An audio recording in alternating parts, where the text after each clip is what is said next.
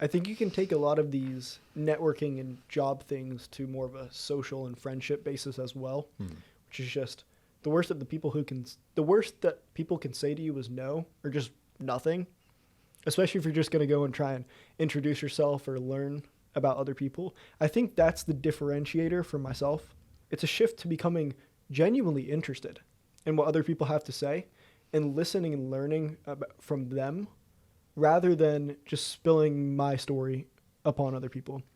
A point that you made earlier was not everyone wants to hear your story, which is something that I learned a while ago. I remember I had some crazy events go on for me in my past, and I remember after that stuff happened, I just told a whole bunch of people. And I realized after a little while, not a lot of people want to hear about that. They don't care. And that was a tough lesson to learn, but it's one that is very valuable, because if you can come from a standpoint of, I actually don't really need to tell a whole bunch of people about all the stuff that I'm doing.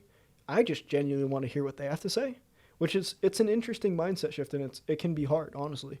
I'm still struggling with it, and I'm working towards getting better.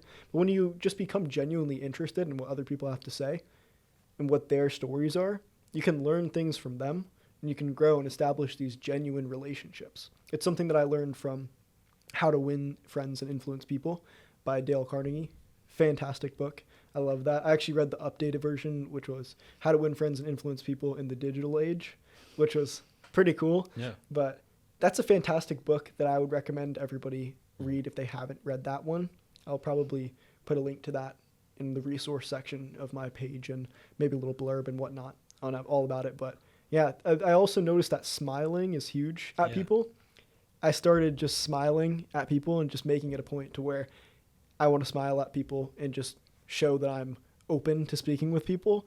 And usually whenever I smile at people, I get them to smile back, which always makes me feel a sense of accomplishment. Like I might not be actually talking to the people, but I'm somewhat making their day in a sense, because a lot of people just have their walk with their head down and they don't see a lot of stuff.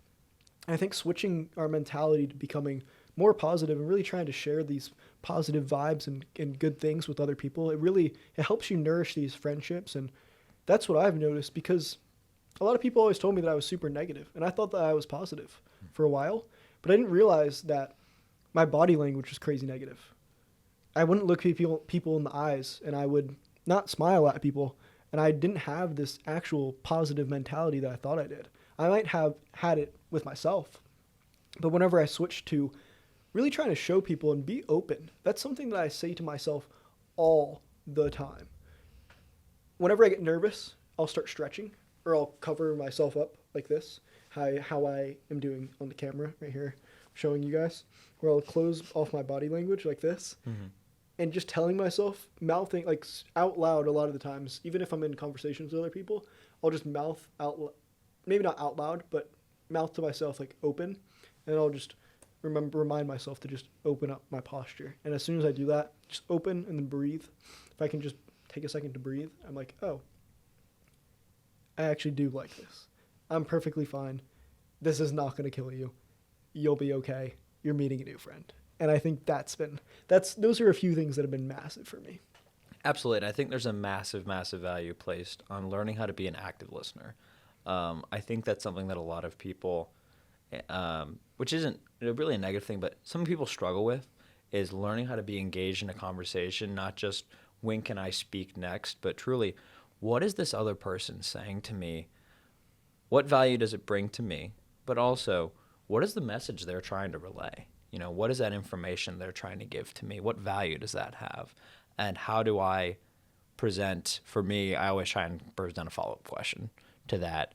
How do I present a question of value? I don't want to question out of left field. They're like, how does that relate? But how do I present a question of value that they're going to be like, yeah, absolutely, an engaging question. So I think kind of the smiling, the head nods, the staying active in that conversation. But the biggest part for me is, how do I be an active listener? And that is a learned skill. Just because, you may struggle with it now, being honest with yourself, like, hey, sometimes it's something that I struggled with for a little while, is I wanted to be like, okay, how can I relate to this person? Like, hey, like something I struggled with, I've been able to do a lot of really, really cool stuff. I mean, I'll be straightforward. I loved telling people about the cool stuff I've done. that came off as ego, as like, wow, this kid loves to talk about himself.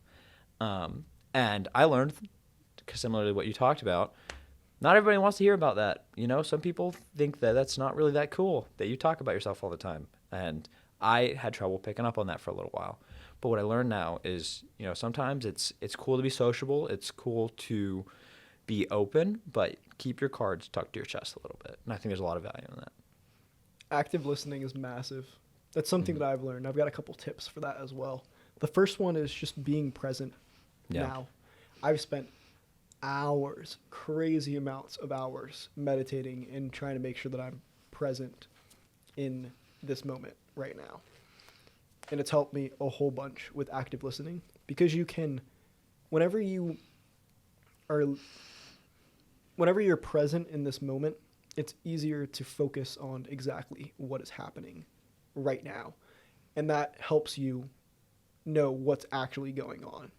That's something that's huge for me and something I've worked on for years at this point. And I'm getting a lot better. I think that's shown in the conversations that I'm being able to have with people. And the second most important tip that I can give for active listening is eye contact. When your eyes wander, your mind wanders. Now, there can be certain times where you stare at someone's eyes and you might kind of lose what you're thinking of. And it's okay to break eye contact every now and then, so you're not completely dazed the entire time, just staring into somebody's eyes. We've all been there at least one time. Wow, Jack, your eyes are so beautiful. I'm just lost in them. So to avoid that, you can break eye contact every now and then.